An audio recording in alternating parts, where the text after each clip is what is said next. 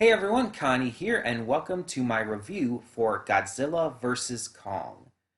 The other day my family and I went to see Godzilla vs. Kong, first time going to the theater since COVID began, and yeah, we followed all safety precautions, by the way.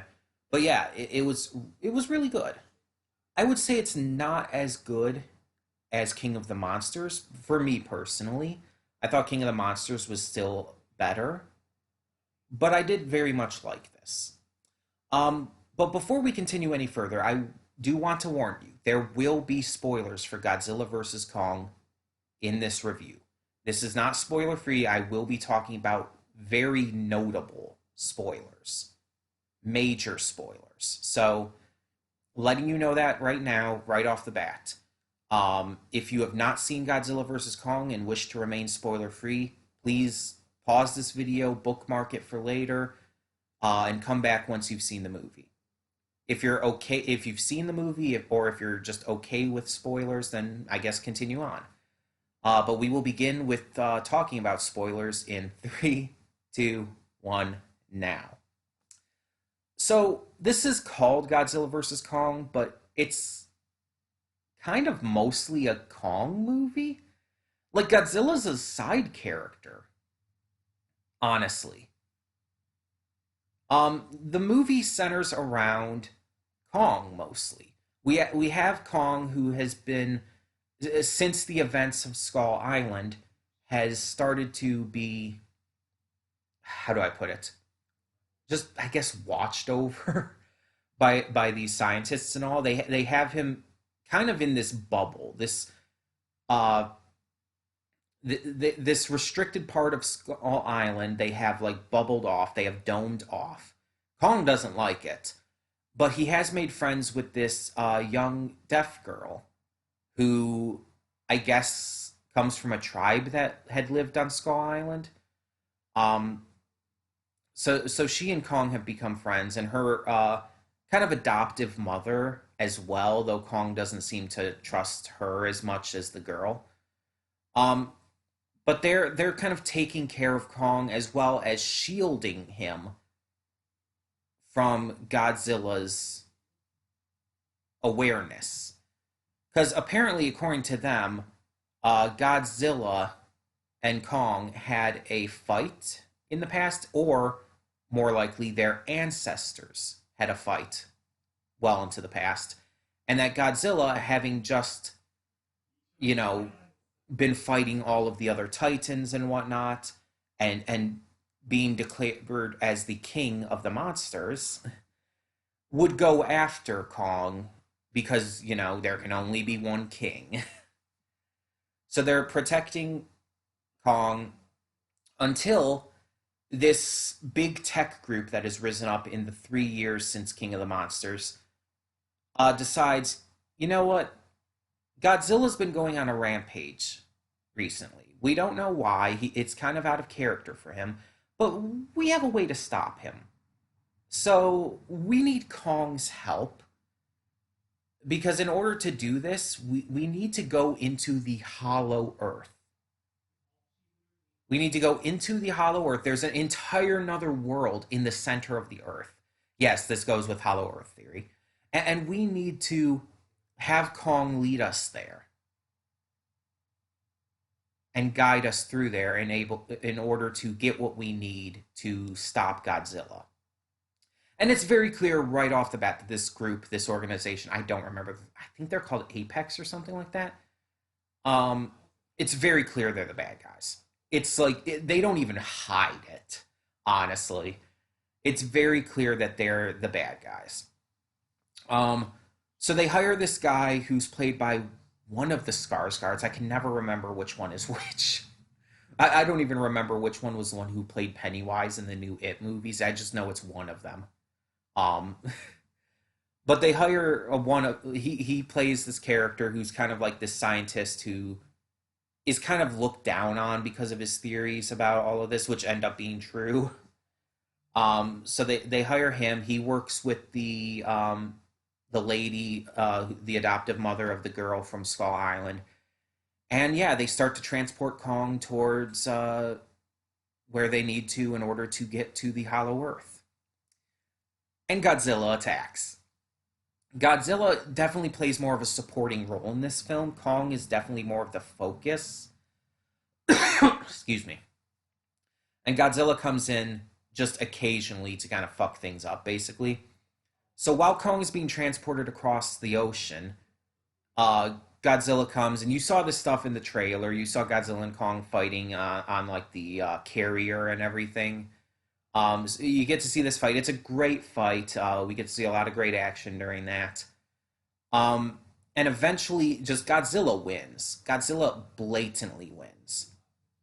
Um, Kong basically has to play dead while everyone else turns off their systems in order to get Godzilla to leave.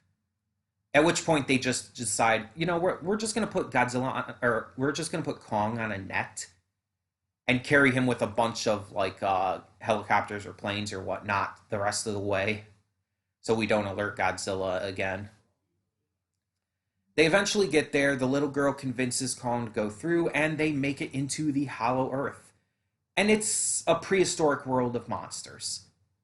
We get to see a Kong take on a couple monsters down there, and eventually he even finds the throne of his ancestors, which also includes an axe, where the axe blade appears to be made from the dorsal fin of what I presume is an ancestor of Godzilla. We had seen, like, there was merchandise and stuff that had come out beforehand that showed Kong with this axe, and everyone was saying, like, that looks like that's made from, like, one of Godzilla's fins. And so that was the big theory that was going around. I obviously believed it too, because it looks exactly like Godzilla's fins. But here we find out that Godzilla and Kong's ancestors fought well in the past. So it's clear that the axe was used by Kong's ancestor, and the fin was taken from Godzilla's ancestor. So it's really cool that there's a history and a lore to this. But outside of the one scientist who's a good guy, by the way, and the mother and um, the daughter of the CEO of the evil tech company also goes along and starts to kind of fuck things up. She ends up dying in the end now. They end up while they're down there, while they're down there, Godzilla attacks Hong Kong, and it's made very clear Godzilla's attacking specifically Apex, because he could tell Apex is doing something wrong. That's why he seems to be out of character. Why he seems to be attacking unprovoked. No, Apex is doing some bad shit. We also get to reconnect with Millie Bobby Brown's character Madison from the King of the Monsters movie. She has this new friend who's just kind of this dorky dude who doesn't really do much in the film. He's there for comic relief, let's be honest. But they kind of team up with this conspiracy theorist podcaster who's not actually a conspiracy theorist, because everything he's talking about is true, except maybe like stuff like tap water being like bugged by the Nazis or whatever they said in the film. It gets, there's some weird shit. But they team up together, and they end up accidentally being sent to Hong Kong. And that's where they find out that Apex is creating something to stop Godzilla, and it's fucking Mechagodzilla. And this is something I want to talk about here as well. Prior to the release of the film, actually ever since King of the Monsters came out, people have been theorizing that we would either get Mecha King Ghidorah or Mecha Godzilla in Godzilla vs. Kong. And the big reason is because people were saying, like, okay, so you're going to have Godzilla and Kong go head to head. There can't be a winner, right? They're going to end up just having to work together to take down a third enemy.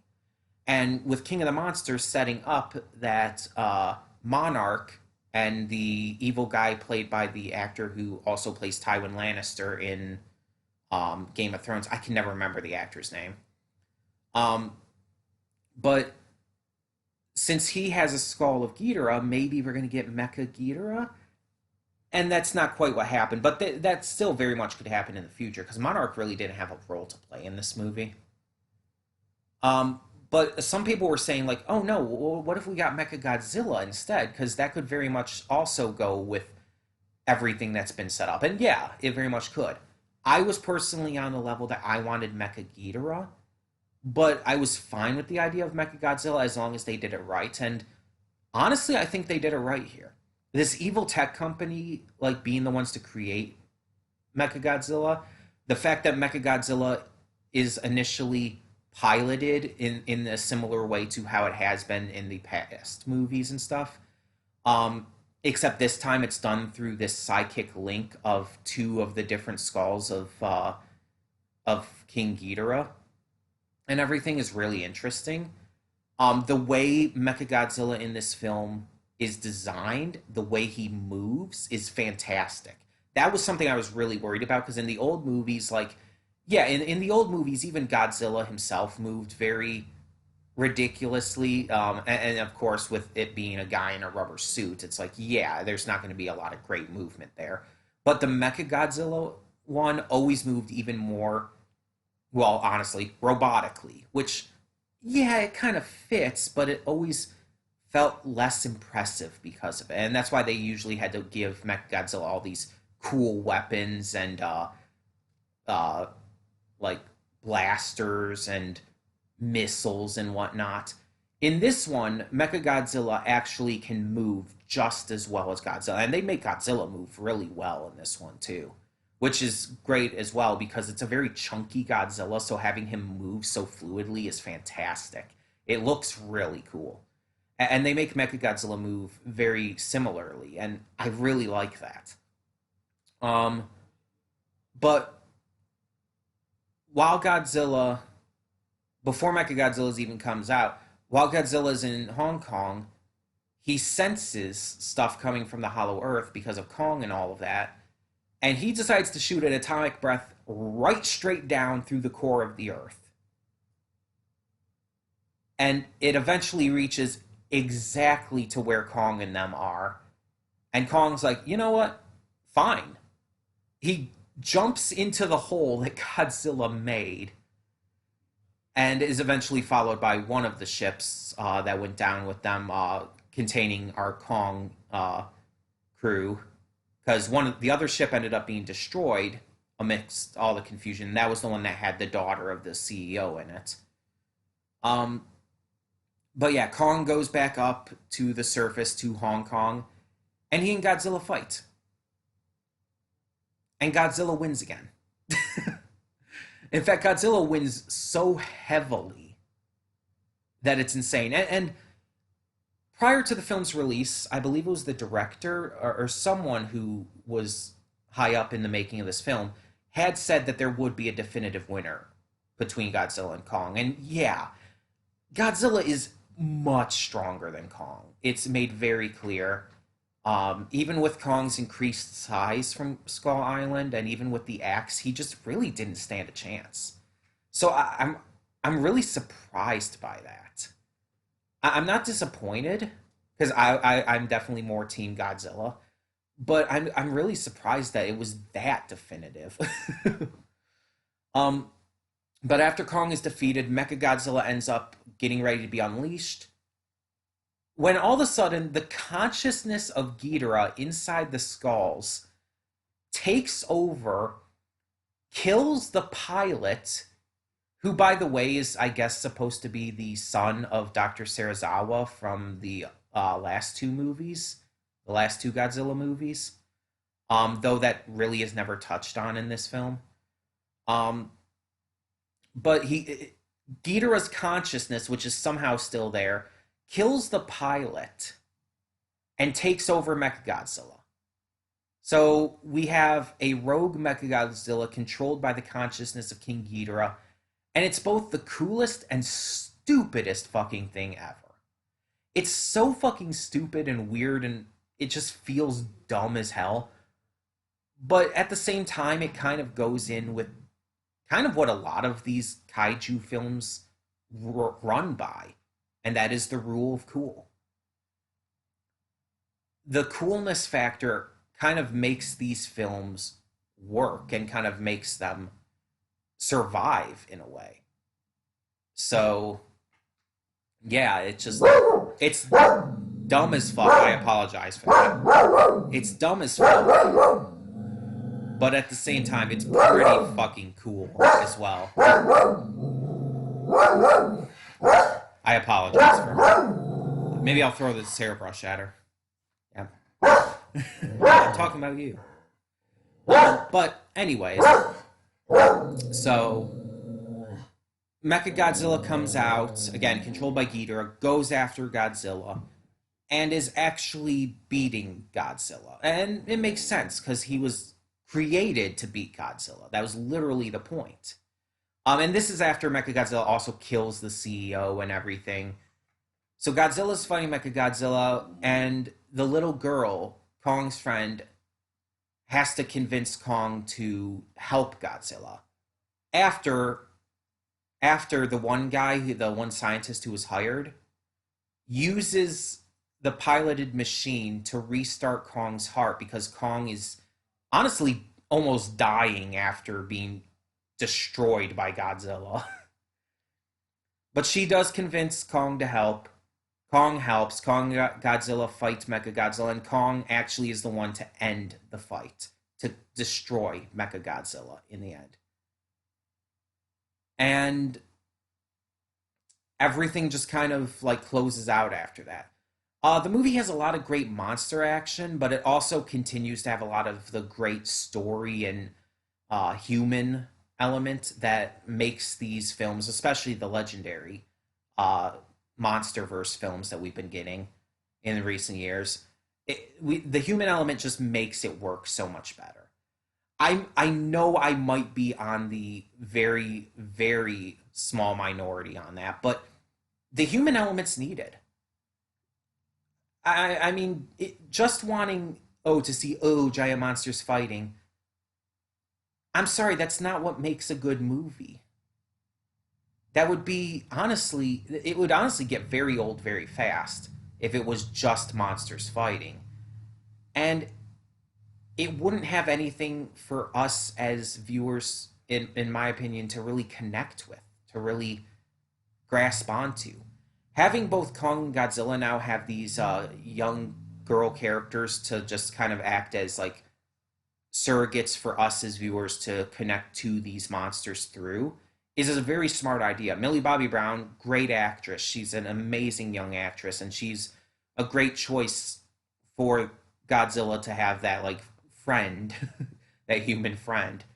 And this young girl we got in this film, I love that they integrated in the sign language because that's a real thing. If you don't know, there have been gorillas and whatnot and apes that have been taught sign language and have been able to communicate. There was this one even who was like this big fan of Mr. Rogers. I think her name was Coco.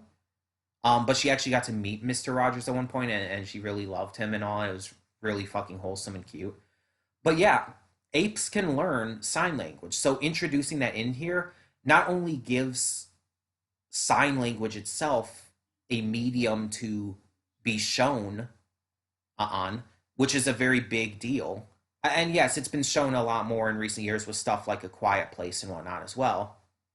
But getting to have a notable character in the film, a likable character in the film who's also deaf and communicates pretty much entirely through sign language, it's also fantastic just representation. And I'm sure that people who might watch this who might have hearing problems or might have to speak through ASL and whatnot, I'm sure people like that are thrilled for this kind of representation. I know they were by A Quiet Place. That got a lot of great attention for that. And I'm so happy that it was handled so well as well. It felt so natural in that film.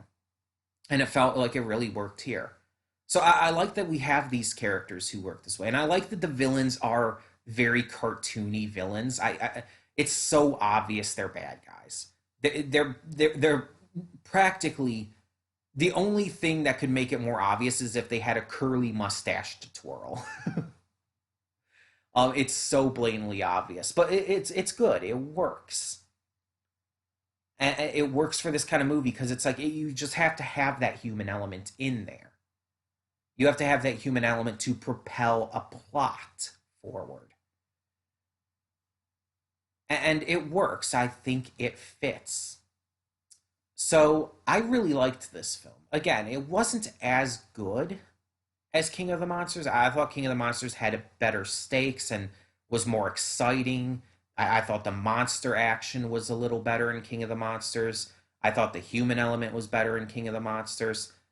But I still liked this film for a lot of reasons. It was I would put it right behind King of the Monsters. I would still put it above Skull Island and the 2014 Godzilla. But I still think King of the Monsters is kind of the apex, let's put it that way, of this MonsterVerse so far. Now, I believe I heard that the director or something of Kong or of Godzilla versus Kong is being brought back for the next MonsterVerse movie, or at least is in talks for that. And there's a rumor going around that it might be Son of Kong. So, I mean, it's about time we got another Kong film, like a Kong solo film. Even though this film was very Kong centric, because we've had two Godzilla centric films. We've had now Godzilla versus Kong, but we've only had one Kong centric. So it makes sense if the next one was a Kong one. And Kong is living in the Hollow Earth now, so there's a lot of new possibilities with that. Um, I'm excited. I'm interested to see where this goes. Um, but in the meantime, tell me in the comments below what you thought of Godzilla versus Kong. And where do you think the MonsterVerse is heading in the future? Let me know down in the comments below, and thank you so much for tuning in. For now, I'm Connie, and I'm signing off. See y'all next time.